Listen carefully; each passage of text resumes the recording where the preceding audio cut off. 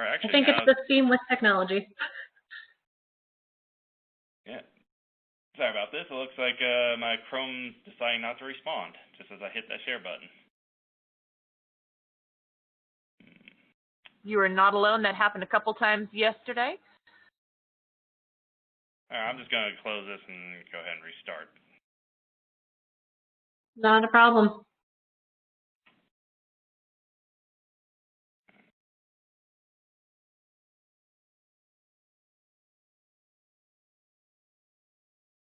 I have to say, from a Reno end here, we were definitely sad we couldn't do it in town. We would have had quite the interesting weekend of weather, though. Yesterday, highs in the 90s. We ended up with some thunderstorms in the afternoon. Most of it skirted just along the west side of the city. But originally, we had planned our gathering last night, so, we would have had a bunch of meteorologists and aviation weather enthusiasts geeking out over some thunderstorms off in the distance while we were sitting outside and having drinks. Today, about 20 degrees cooler and going to be kind of windy. So anyone who would have been flying out today probably wouldn't have been too happy with that. Okay, see if you can't give me a presenter role again. Sure, just 1 minute.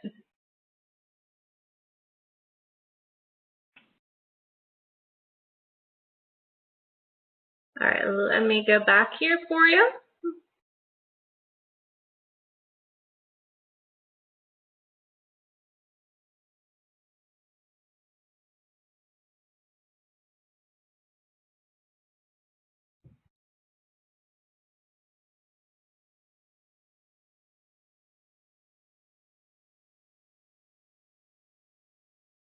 Actually, it looks like my screen is starting to catch up here.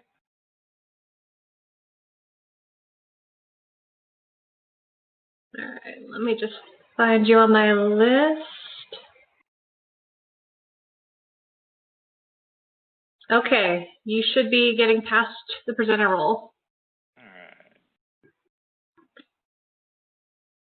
Can you guys see my screen? We can see it. All right, let's go ahead and start this up. Well, greetings, everyone. My name is Steve Hanna. I am the aviation focal point here out of Elko, and today I'm here to talk about some IMC. So, what is IMC? That's essentially instrument meteorological conditions. Is essentially when you're going IFR. So it's just any condition that will restrict your flight rules below VFR and MVFR. Now, this could take many different forms. The most common will be clouds, but you can also get dust, smoke, and if you're very unfortunate, volcanic ash, which should be kind of disastrous. So moving in, I'm not going to play any of the videos just because seeing it yesterday, it just wasn't working too well, so we're just going to be plowing through this pretty fast. I'm sorry to interrupt you there, Steve, but if you'd like to, we can always post the videos in chat as well. The presentation is recorded, right? So you could just... Yep, you can just keep going. I was just going to say, we can post them after the fact. Yeah, that'll probably be for the best, so people can come back and look at them when they want to. All right. So essentially, what makes IMC dangerous? It's not really a direct impact to your airframe itself. It's not like turbulence or icing or thunderstorms where you have a direct immediate impact to your airframe. It is more of a loss of information, and also it takes away your attention from other factors as well. So as you can see in this picture, it's showing pretty good IMC conditions around. You can see the fog bank on the surface right there. Some low stress is kind of obscuring some of those little mountains in the background. But what you can't see is we have a larger mountain range that's even further back that is completely cloud covered still in this photo. So if you're just looking at this flying into it, you won't even know that there's even larger mountain range behind that small mountain range. So that just kind of shows what IMC does. It just takes away your information from you. So here's a fantastic representation of essentially flying into IMC conditions. With this photo, I mean, it's hard to make out what exactly is going on. I mean, are you looking at essentially a fog layer at the surface with some stratus above you, or is it opposite? All you really have is kind of some banding in the gray and the sun itself. But with this particular photo, the ground is actually not visible at all. That's a stress deck, or I should say a fog deck, that is in a valley on the top side of the picture.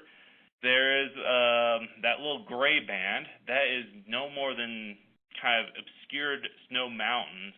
And then essentially that giant gray mass below you is a giant stratus deck. We had that over Elko a while ago. So if you're flying into that, you wouldn't know that you're actually completely surrounded by mountains.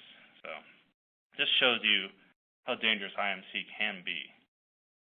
But IMC can take many different forms. So right here we have more of a capping clouds going on, or cap clouds, that are obscuring the mountain ridges. And if I was a pilot, definitely would not want to be flying into that, especially when you see all that blue sky around you. So overall, it looks like a great visual flight day, but if you happen to find yourself into those clouds, it could go real wrong real fast. Now this is more a clear-cut example of essentially IMC within mountainous terrain. We have a low stratus deck that is completely obscuring some mid-slopes and above. So with that, it's hard to say how deep this cloud layer is. If you're just taking off, you could punch through it pretty fast, or it could be thousands of feet deep and it's completely obscure different mountain ranges. So just showing that different forms of IMC kind of have it going from visual flight rule days to completely IFR kind of days like this one. We could also have it just, like I said, it could just be a fog bank sitting on the surface. So if you're landing into that, you don't know exactly where the airport is or exactly where you're orientated completely. So on this one, I believe this one was taken, so actually might be towards Sierras, I'm not mistaken. But essentially it's completely obscuring the airport that would be underneath that. I think the fog layer on this one was a couple thousand feet deep. So if you're flying into it, you would have a nice VFR day, then you quickly go to also VLIFR, and hopefully you're instrument rated, otherwise you're going to have a bad time. Another IMC condition is also precipitation. So this is probably one of the worst conditions that can happen, since if we get a nice winter storm over us, we have essentially IMC conditions throughout the entire column of the atmosphere. So if you're flying into this, you could go from essentially VFR day to not being able to climb above or below any of the clouds or obscuring precipitation. So it can come on suddenly and be very obscuring. So if you're out here in the mountainous west, the last thing you want to do is lose any visual points of reference when you're flying amongst mountains. Another source that we do get out here is dust. Since the western part of the United States is kind of a desert, especially in the southwest, winds can pick up quite a bit of dust, which can be lofted to quite a depth in the atmosphere. As you see in this picture, this haboob is completely obscuring those hills in the distance that are probably several hundred feet high, and the dust extends several thousand feet in depth. So if we get a good windstorm kicking up dust, you can have an all-sudden onset of instrument flight conditions, which can completely obscure your airport where you're trying to land, or can completely obscure mountain ranges that you're trying to fly around. So it doesn't always have to be clouds that cause the IMC conditions. It can be dust.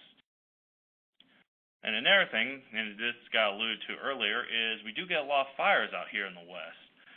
So with this, also you don't want to be around any fire column at all, because firefighters are more likely on that, and it's a very unsafe area, and probably illegal to be around a fire area if you're not part of the firefighting community. Now, the fire itself will produce a lot of smoke that can propagate downrange. So even if you're far away from this, that smoke can act like essentially a cloud layer and can completely obscure mountains and cause just IFR conditions far downrange. I know back in 2018 when the car fire was burning, we got the smoke column that actually rested over us, and it dropped our visibility in Elko itself to, I think, 2 statute miles with smoke. So, pretty good smoke column hundreds of miles away from the source of the fire. So the reason why I've been talking about the IMC is out here in essentially the rural part of Nevada, we do get a lot of general aviation, and alas, we have lost a couple of our members to IMC conditions.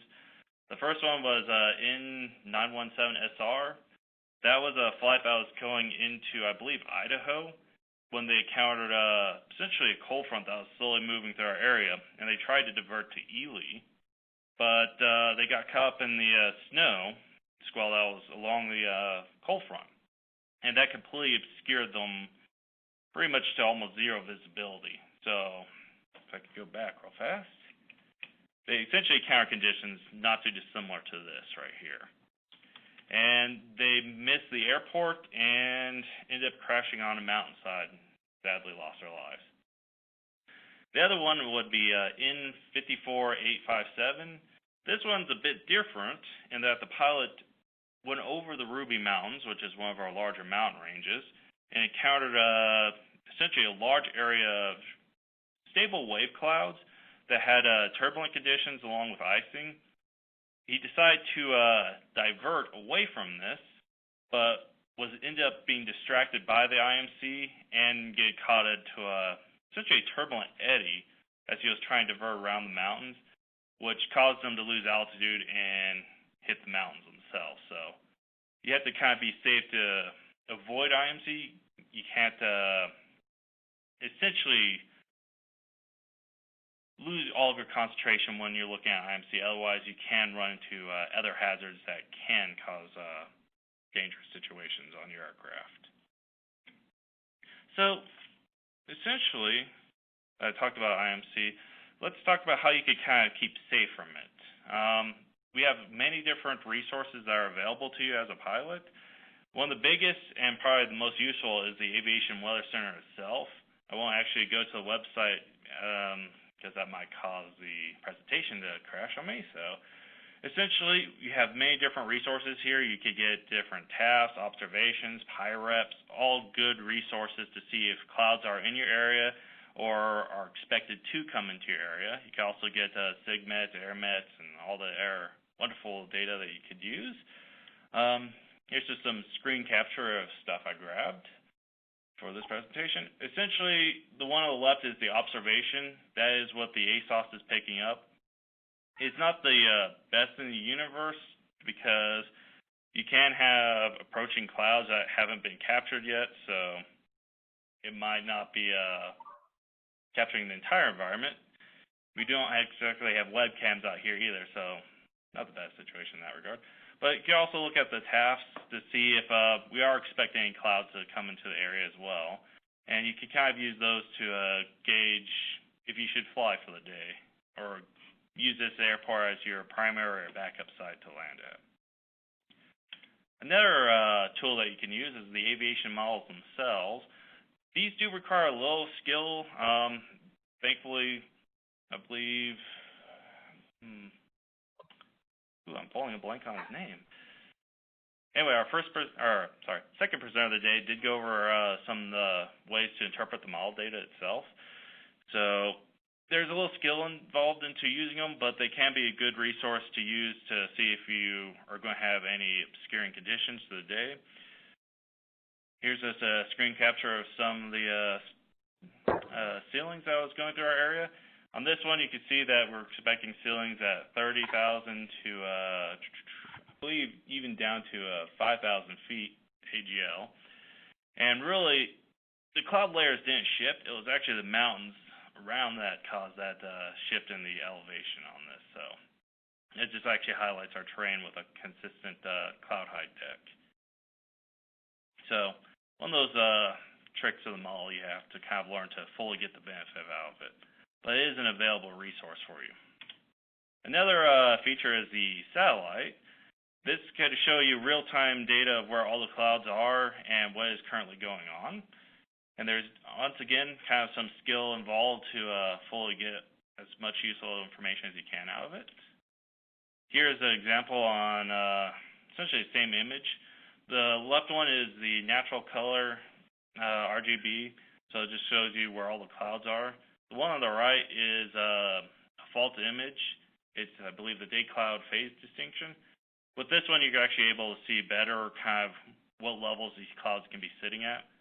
Those kind of reddish-orange clouds are higher clouds, so they're sitting probably 25,000, 30,000 feet MSL, while those kind of green to bluish clouds, kind of in central Nevada, there's actually cumulus clouds, so they're sitting a lot lower, maybe only 4,000 or 5,000 feet AGL.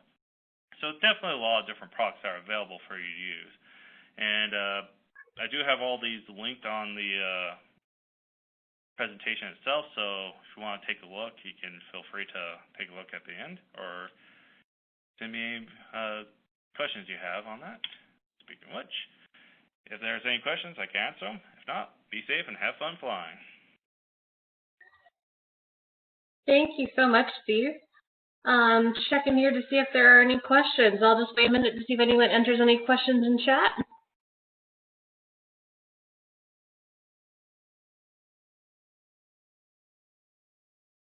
Well, I'm not seeing any at this time, but if anyone thinks of something after the fact, we will have Steve's contact information.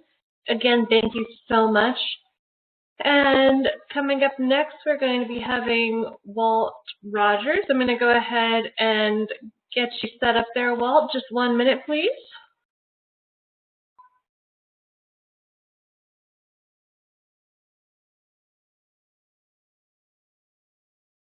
All right, I'm passing the control over to you, Walt, if you'd like to take control. I thought I did. I got to set up You my did. audio.